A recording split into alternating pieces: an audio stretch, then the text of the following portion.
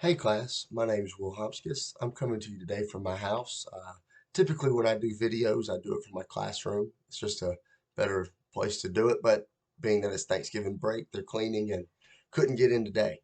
But for this class, the course that I've been creating is a World War II class, and I'm kind of basing it off of a class that I've taken here at Liberty, which was HIWD 555. It was a World War II course, and I really enjoyed it and delved deep into it.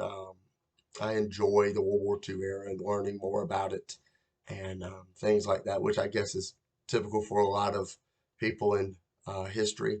But a thing that I've always enjoyed and what this lesson's about today is the Holocaust. And when I look at World War II and you think of anything tragic and awful that came from it, this is one of the main things that doesn't just come to my head, but to a lot of people's head. And I remember being at Kennesaw State where I got my bachelor's degree and taking some courses in Holocaust studies and just realizing how much more there was to this than I ever realized. So when looking at the Holocaust, it's important to realize that there's a lot of different things that go into this. There's a lot of different thoughts and ideas, and and we all know about how terrible the Holocaust was and how many people were killed, and just the evilness that went into this act from a country and from a person like Adolf Hitler just to want to exterminate an entire group of people. And it's sad to think about that, and it's really sad to think about the people who had to live through it and do all these different things. But to me, what's really sad is when you look at it, there's there's just a lot of people today that are anti. They say it didn't happen.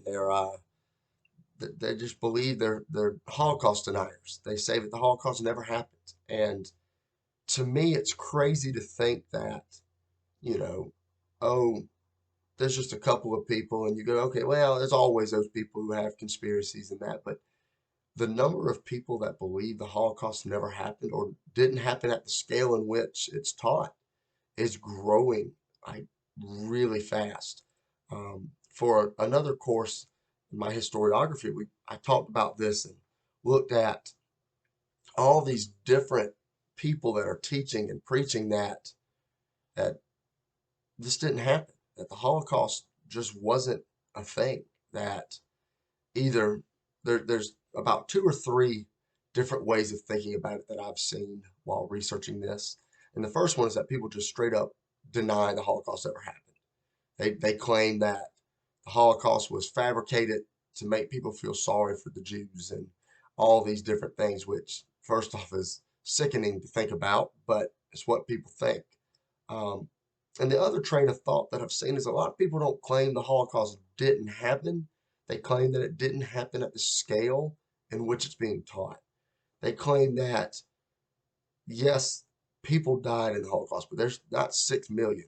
There's people that try to argue that 6 million people couldn't have died in that amount of time, that it was impossible, that there's all these different things that just went into it. And they said, oh, well, people died, but it's not as bad as everybody says it is.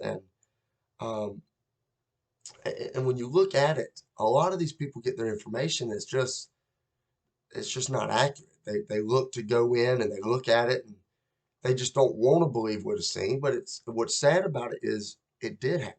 And I think it's important that when you're talking about the Holocaust and that when you're learning about the Holocaust and all the things that happened with it, that you don't get rid of these people's story by just saying, oh, it didn't happen. It's not true. It's not real. And I think that that's what a lot of people have done. And yes, is it hard to believe that 6 million people were just killed because they were Jewish? Now, I mean, it's really hard to believe that anybody would be that evil or that a group of people would be willing to do that to another group of people. But as you look through history, there have been other genocides. There's been so many instances of where people are just evil, mean, and vindictive. And I think that saying that the Holocaust didn't happen and claiming that, oh, this many people didn't die goes against those that lived through it. I mean, there's so many people that lived through it that have the tattoos on their arm that of a number that made them like cattle. And to tell them that what they lived through wasn't real it's sickening, but it's sad that it's growing.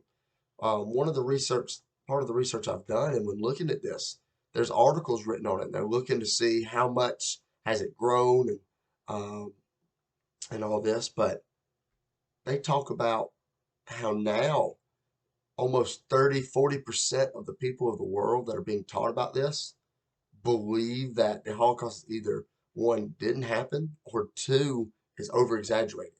And that's a huge number when you think about it. And there's teachers. There's evidence of teachers at universities and at high schools teaching these exact things that either, oh, it didn't happen as bad as they say, and it was bad, but it wasn't that bad. It's sad because it's just not historically accurate. There's a reason why when Patton and the United States and all these people found these concentration camps, they took pictures and videos because they didn't want people to be able to claim it didn't happen. Because without photos and video, I, I understand being able to say, yeah, that didn't happen. Because where's the proof? Where can I see it? How do I know you're not exaggerating? But when you see these videos and photos and just how awful it is, it's hard to, I just don't understand how people can look at it and say, hey, this didn't happen. So, but when I was looking at it, I mean, there's a lot of people um, that have been out there, and David Irving, excuse me, and he is a big person in the Holocaust denying movement, and he claims that it logistically just couldn't happen, that you couldn't kill that many people in gas chambers, and I mean, and from one of his books and one of his talks that he gave, he looked at a transcript and talked about how um, these different, they just said the biggest lie of the lot is the blood liability of the German people, is that the lie that the Germans had factories of death in which they liquidated millions of their opponents. And I get what he's saying in the point of saying that how could you kill this many people in gas chambers and kill them, pull them out, let it clear, throw more in, and keep going and going. And that, yes, when you read his book, which I've done, and you look at it and listen to what he says, it does look like, oh, well, how could they have done this and that? But when you don't care about people, you're not sending the Germans in there to clear these gas chambers of the bodies to see if the gas is gone. You send in Jews, and if they happen to die while doing it, fine, you did your job. I mean, that's what they were wanting to do anyway. And I think a lot of what he forgets when looking at it, when a lot of people who look at this and some other conspiracies where people just they pick one thing that doesn't seem right, and instead of taking a second and looking at the whole thing, not every Jew was killed in gas chambers. I mean, they were killed with bullets. They were killed while working. There was a lot of different things. Starved to death. But over the entire war, yes, it's hard to see 6 million people just killed like that. But for Irving to use words like the gas chambers are fairy tales and things like that, I just see that as a big issue.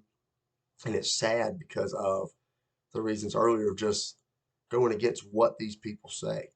And I remember being a student and at Kennesaw, and there was a man that had survived the Holocaust that came to our class. I was taking Holocaust studies, and he came to talk about his experience living through it. And I'm gonna tell you, if you haven't ever listened to someone who talks about it, it's very intense.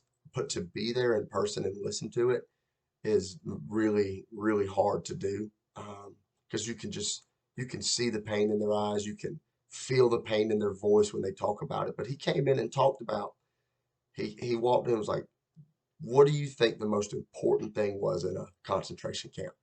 And he had survived through Auschwitz, I believe. I can't remember the exact concentration camp, but I believe it was Auschwitz. And everybody, food, this and that, and he said shoes. And everybody just kind of looked at him, and he said shoes. He said because it was always cold and snowy and icy. He said if your feet got frozen, you were going to die. He said you couldn't work, so they would kill you. He said so having shoes was the most important thing ever. And he said he remembers going to sleep with his shoes on his feet. He always wore them so someone couldn't take them. Well, he woke up the next morning and his shoes were gone. And I remember he said there was just a panic in him because he knew that I've got to find some shoes. He said he was walking around looking, And there was this older gentleman. He was washing something in a bucket, and he had his shoes beside him on the ground because he was going to wash them next. And he had a decision to make. And he said, literally, and I looked at it and said, am I going to live or is he going to live? He said he had the choice. He could either walk up, put those shoes on and leave or not. And he said he walked up, slid them on his feet, and just kept walking. And he said, but to this day, he has to live with knowing that he killed that guy. Now, did he really kill him? No. But you can see the guilt that comes from it. And this is why I think it's important that in the Holocaust, we remember that these are real people that survived through this. And you could just see him. He cried just thinking about it, saying that I killed that person. He said they had a family just like I did. He said, but I was too worried about saving myself. And at the end of the day, he said it was me and my sister were the only ones that survived. He said none of my other family did. And I really think for anybody that goes out and talks about how this didn't happen or didn't happen at the scale that it did and its faults, or I just think they forget the real people who survived through it and have told their story when looking through it. So I just, as you look through history and you see things like this, I'm not saying to immediately say that they are just incorrect, but I think it's important to remember that you need to do your own research and make sure that what you're looking at is correct. Because for those who look at the Holocaust and deny it, they skip a lot of information that does show how real this event really was. Thank y'all for taking the time to listen to this, and I wish you the best of luck the rest of this semester.